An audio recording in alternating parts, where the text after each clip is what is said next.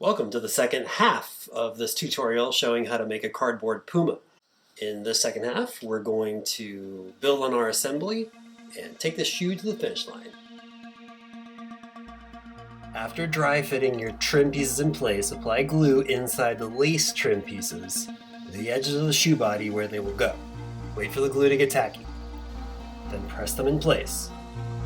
Curve and round the heel trim by forming and pressing in your palms, similar to what you did for the toe pieces.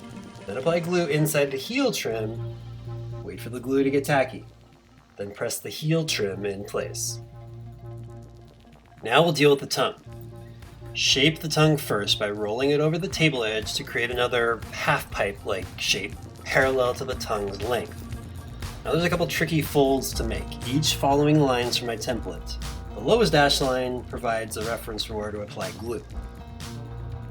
With your tongue shaped, dry fit it centered inside the shoe. Make pencil marks to help remember exactly where to place it, then apply glue to the tongue's lowest section and up inside the shoe body toe. Wait for the glue to get tacky, then press the tongue in place. Let's talk about coloring. I made the sample shoe for this tutorial with a wood stain technique I used for another shoe a long time ago. You can try something like this if you want. You don't have to do any coloring at all. It's just that now is the ideal time to do any coloring if you want. We haven't placed the side swooshes or sole trim yet, and these two pieces provide a really nice contrast to any other coloring you might want to do on the rest of the shoe body right now. So whatever you do, make sure it is dry before moving on to the side swooshes. Dry fit the Puma swooshes in place before gluing. Now apply glue inside the swooshes and to the shoe body where they will land. Wait for the glue to get tacky, then press the swooshes in place. Rub the sole trim on the edge of a table like you're rubbing a gift ribbon on a scissor blade to curl it. Now dry fit the sole trim by holding it tight in place so the ends of the sole trim meet centered on the back of the heel. With your sole trim shaped and dry fit, liberally apply glue to the edge of the sole.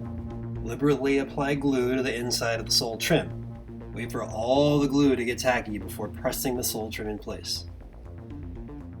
Then start at one end of the sole trim. Press it in place at the heel and work your way toward the toe. Keep pressing it in place all the way back to the heel again.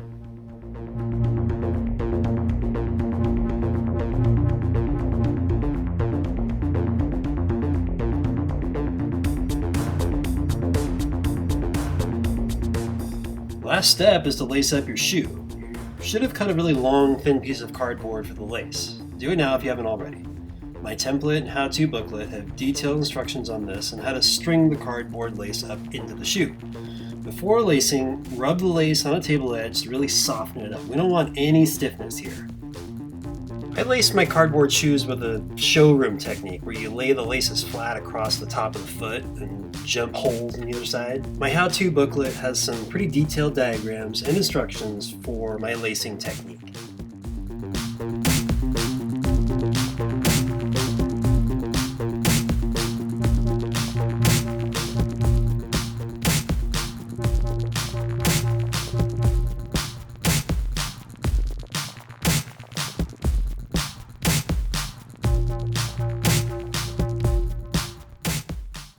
Good job, my fellow cardboard cobbler. You should be proud of your work. I hope you are. This isn't the easiest shoe to make, but it is fun. Please check out my other cardboard shoe projects and stay tuned for new ones. I'm always working on more.